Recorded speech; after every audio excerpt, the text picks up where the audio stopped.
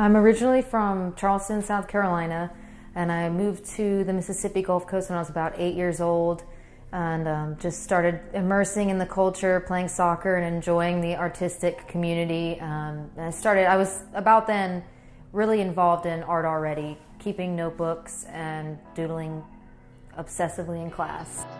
I consider myself a multimedia artist, so I really like to get my hands on everything from paint to clay to just a good old pencil, wood, anything I can pick up. I always joke to myself, if I had absolutely nothing, I would assemble a bunch of sticks and into a sculpture, and I've definitely done that too. I think a lot of artists are hindered from work from a perceived lack of resources, and it's really artful to take what's available to you and just go at it, have fun.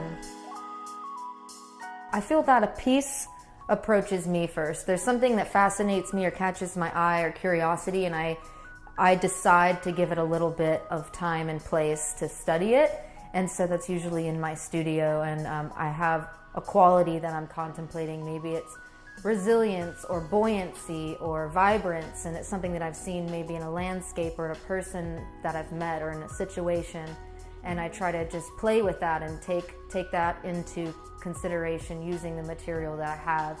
And I'm doing that on 7 levels at once. I'm usually doing a painting while I'm doing a drawing, while I'm doing a sculpture, so I can kind of pinball that way, and it actually helps me focus.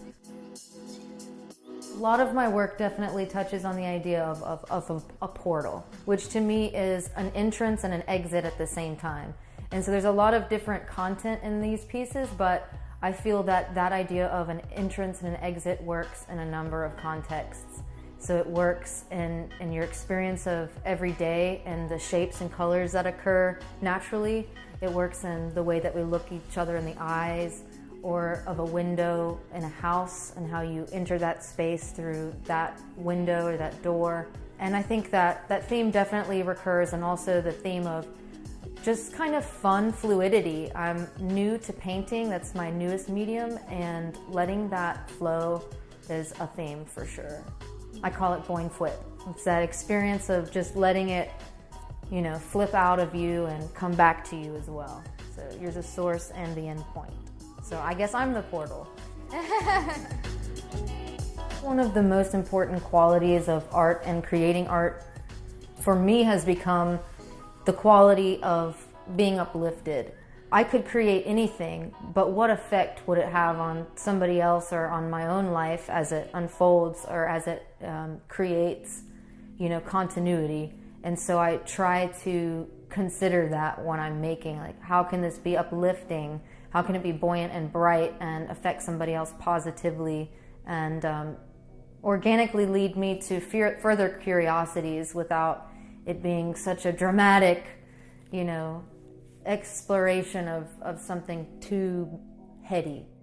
I've worked as an artist for a long time now in a professional way, and I found myself very frustrated with the cyclical singularity of my life. I was in the studio by myself for hours and hours, in the gallery setting up, and I felt that natural interaction with life was missing from the work, and I knew that in order to have that, I have to have unexpected, the mystery in my life.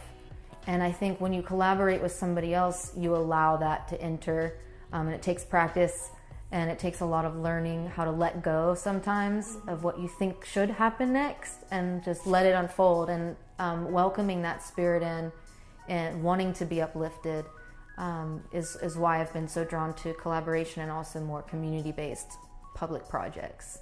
I hope it is experienced with and without a story, without a story of what is she thinking, what does she want you to know about it, and with a story of the own person's development, their own input onto what they just feel and experience when they see it, and hopefully it'll be engaging and uplifting.